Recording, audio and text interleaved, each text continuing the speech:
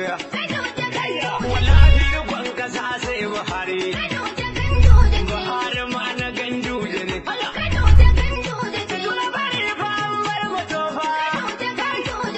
is good to have you join us on Kano Spotlight. I am Ibrahim Isa. Election is an important mechanism in democratic and peace processes. Its purpose is to provide citizens opportunity to choose their political leaders freely and peacefully. And as Nigerians get set for the general election, politicians in Kano State have signed an accord to ensure rancor-free polls. We shall bring you this story and more after this break. Stay tuned. Kano State is gearing up for a peaceful and violence-free general election, and to ensure this happens, candidates of various political parties have appended their signatures to a peace agreement. In a few weeks, over 5 million registered voters in Kano State will go to the polls to elect new leaders. But authorities here are worried about the conduct of the polls. They decided to set up an election peace committee to address the matter. The committee has since commenced work by visiting various stakeholders in the state. A meeting with Kano State Governor Abdullahi Ganduje is one of such. There is no doubt that democracy can only thrive in a peaceful atmosphere.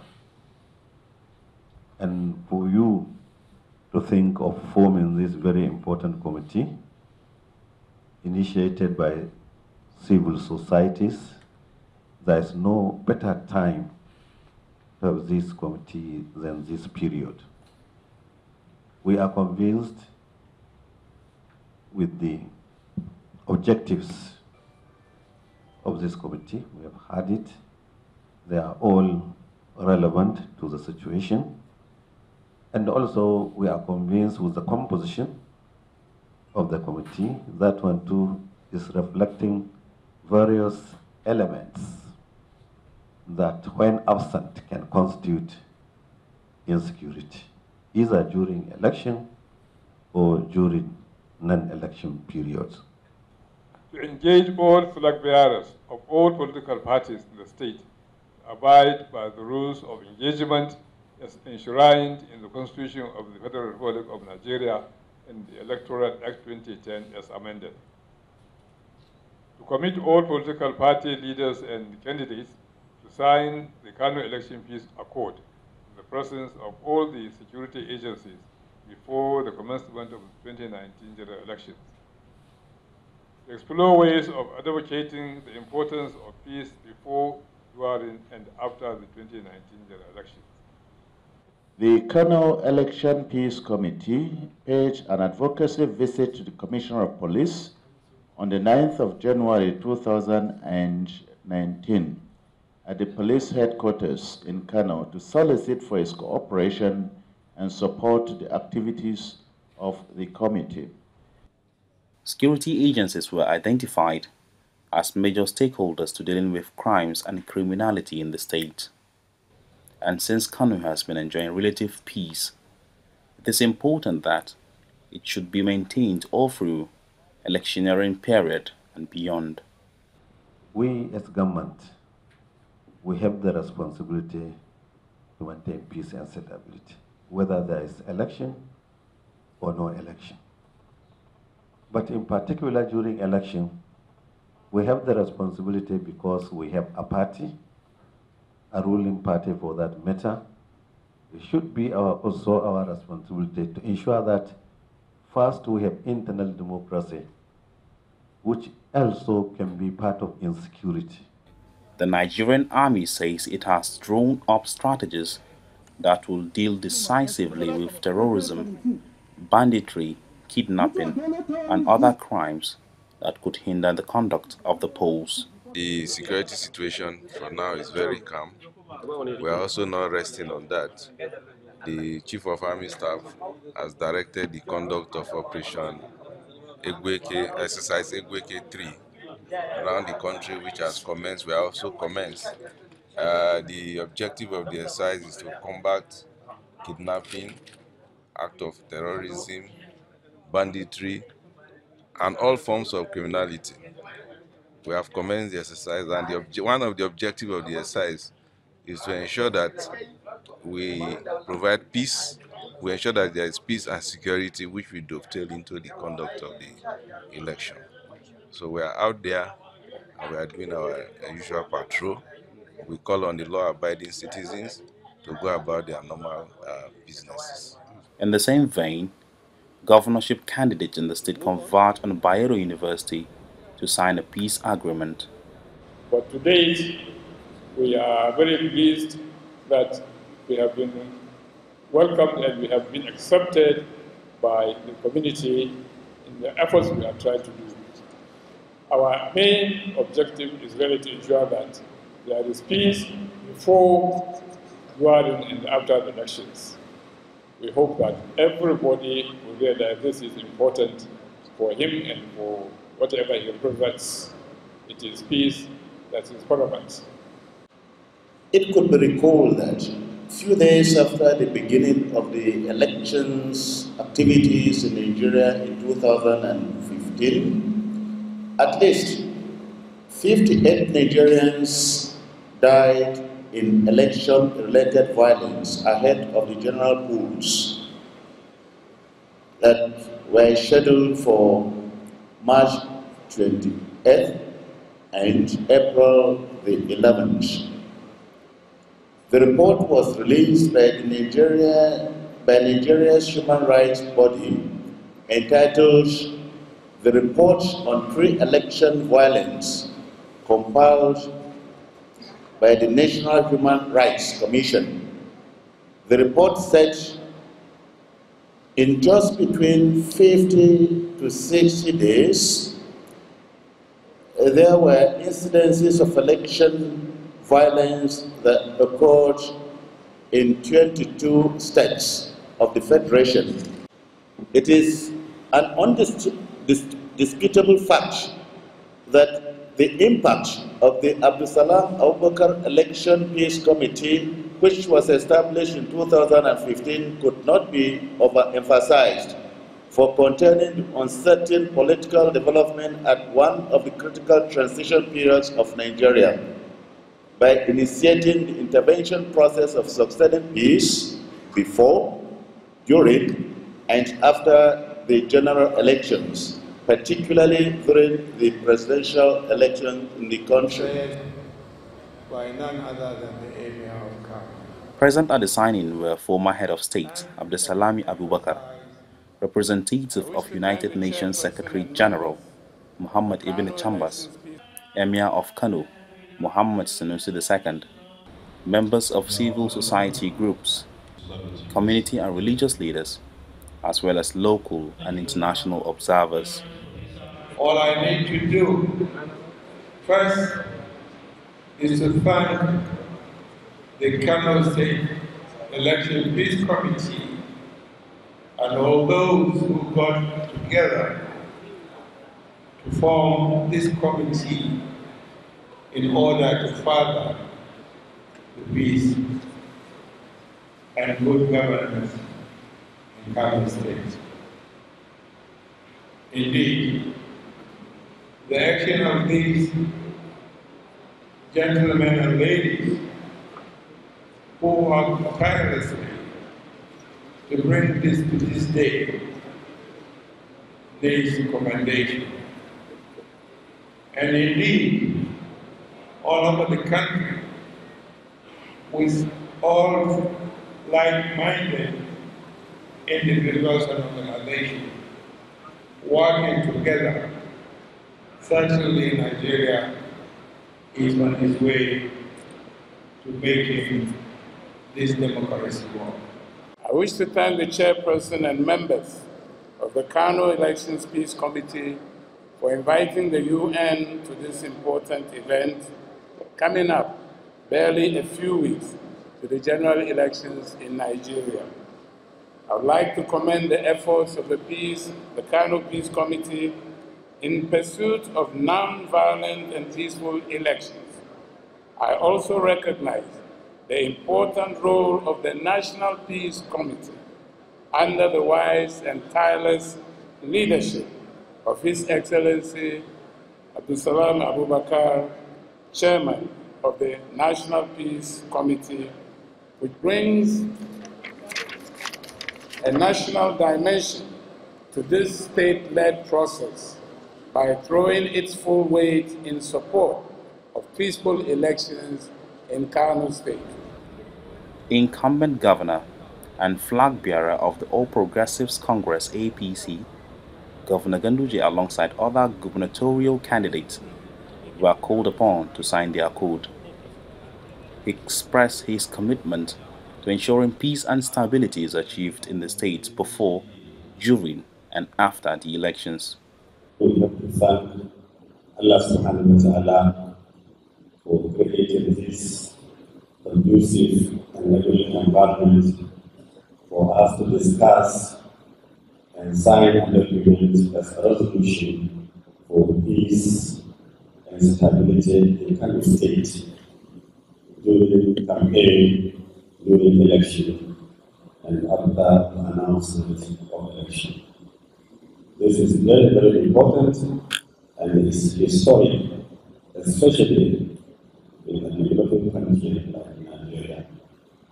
I would like to thank and appreciate the State Election Peace Committee for taking it very, very seriously to see all stakeholders in this very important democratic program. We appreciate the objective of setting up the committee, and we appreciate the composition also the committee. Myself, as the governor of Kano State, to have a commitment of the governor and the government of Kano State is very, very important. And to me, as a person, it is indispensable because I am the chief security officer in the state, and whether there is election or no election, it is my constitutional responsibility to maintain peace and stability in the state. I'm very happy that this is a remarkable moment in my life, and it's very historic as one of the gubernatorial candidates in this historic city. So this will bring a lot of development to my state, and to me in particular. As we know, we are law-abiding citizens. That's why we join politics, because we have seen something that is going on. They are not in the right positions. So therefore we try to change constitutionally by joining political party.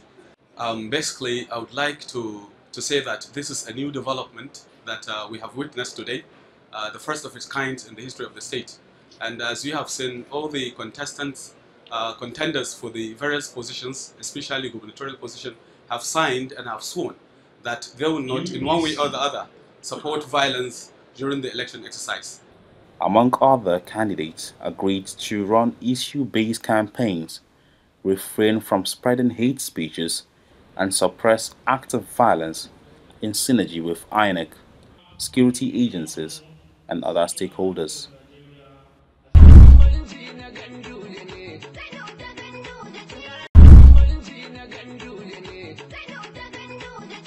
Still talking elections, Igbos living in Kano State have hosted Governor Abdullahi Ganduje to a grand reception. There, Igbos endorsed the governor's second-term bid. This gentleman you are seeing before us is a Nigerian. Just months after he was given a chieftaincy title, Agune Chamber 1 of Indibo in Abia State, Igbos in the ancient city of Kano rolled out the drums in honor of Governor Abdullahi Ganduje. The purpose was simple. They endorsed Ganduje and want him to reoccupy the government house for another 4 years.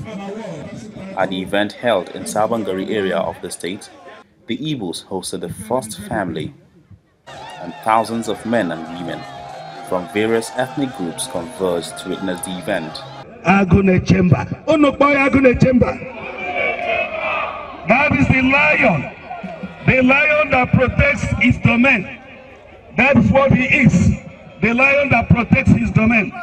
This is pay time, back time, the time to identify with the governor that made the protection of lives and properties of Igbo community his priority by ensuring that the governor is returned to office come May 2019.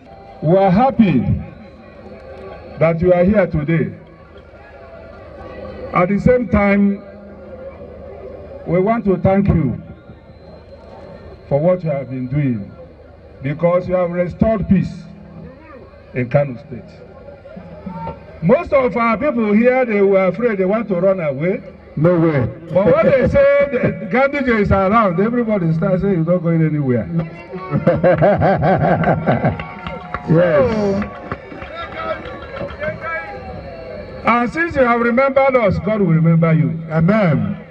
Our own governor is here with us. Yes, sir. This is the father of peace of Kano State. If you all agree with me, we have never had any governor that will enjoy peace under him like His Excellency. Yes, sir. I call from him, Kano has moved out of relative peace to stable peace.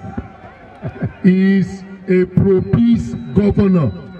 Yes. A man who cares for the people, a man who accepts everybody as his own. When you look at him and you look at Kano under him, peace for 4 years. Young ethnic boys doing very well everywhere in the state, in their businesses. You look at him and you look at Kano and you see the places that were not developed, they are being developed. Then you will know that when he keeps quiet, there is a lot in the head. Once again, our governor came to Savongeri to see us and rejoice with us, see the way we are doing, see the way we are living. For him to come down here, that shows he's a man of the people. This morning we have been here waiting because you are the man of the people. We are not shaking. Shekai. We are standing solidly behind you, and we say, Inshallah, you are going for the second tenor, unstoppable.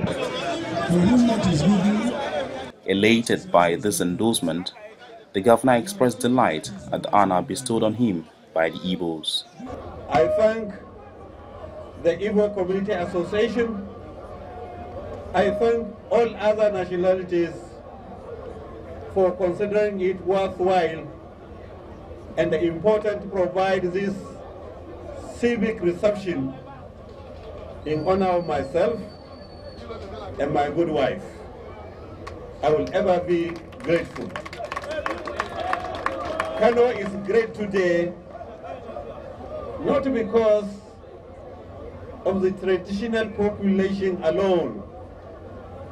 Kano is great because of so many ethnic nationalities that have been in Kano for centuries. He promised to ensure that more developmental projects are being carried out in the state, particularly Savangari axis, where Igbos as well as many other ethnic groups are situated.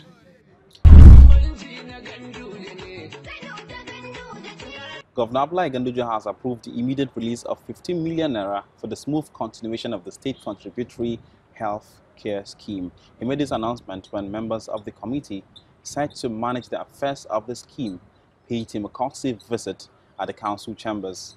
Ganduje said the private sector would also be included in the scheme. Initially, I started having doubts, but when I saw seriousness among the leadership of the Labour Congress, I got encouragement that it will certainly work. So from time to time, they will give me a condition. And I was suspecting that such conditions are merely to stop the program. So I wanted to give them a long rope to hang themselves, but they proved me wrong. Initially, they said they will not agree until there is investment from government. I say it's okay because they don't want the contribution to be used in the investment. So the investment of 80-something million for the rehabilitation of the office, I say, okay, I will give you that one. And then they said, until they see that I have put money inside. So I have to put 250 million. And then they said, until I provide annual increment. I said, okay, let us see. So I provided annual increment. And I said, okay, I now understand. What they want to give is what they want me to give them. Because what they will give is equivalent to the annual increment.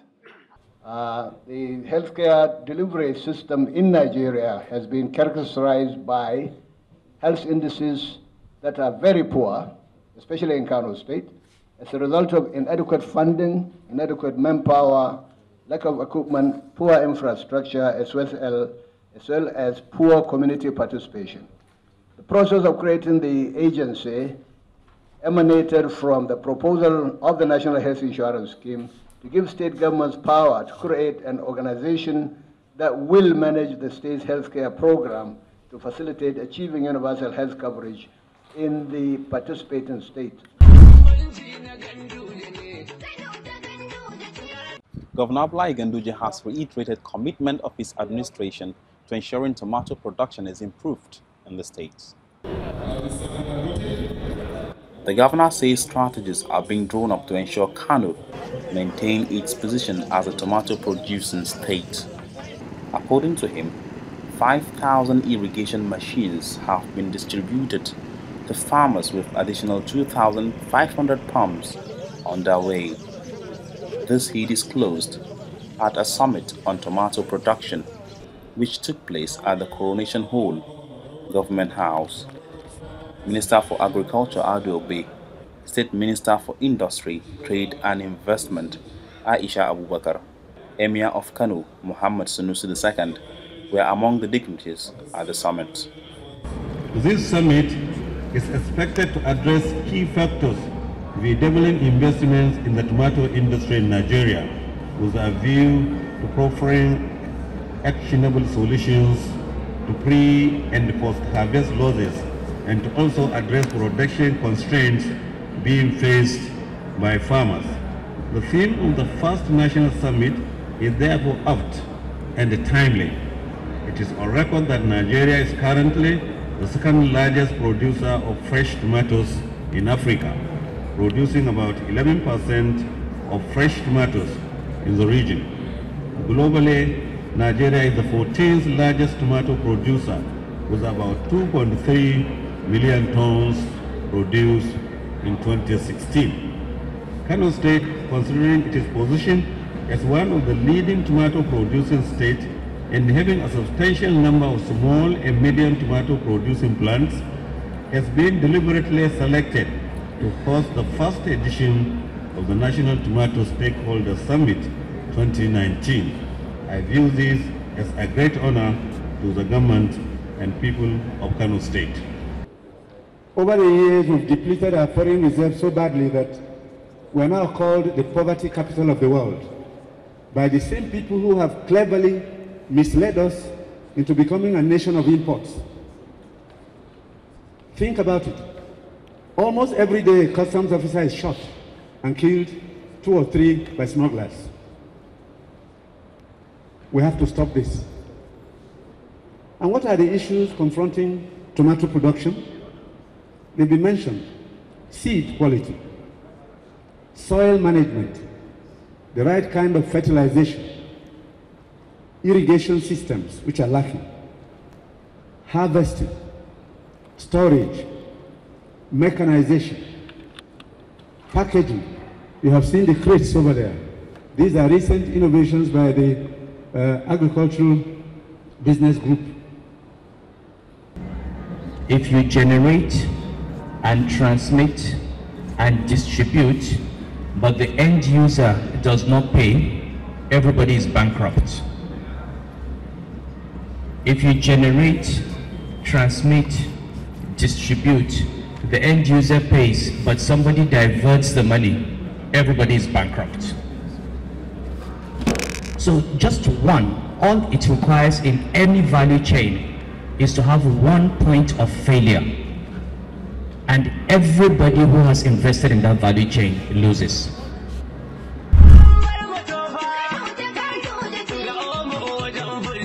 As we draw the curtain on the show today, we hope to see the revival of agriculture in Kano soon. Join us next week for another fresh episode of the program. I am Ibrahim Isa.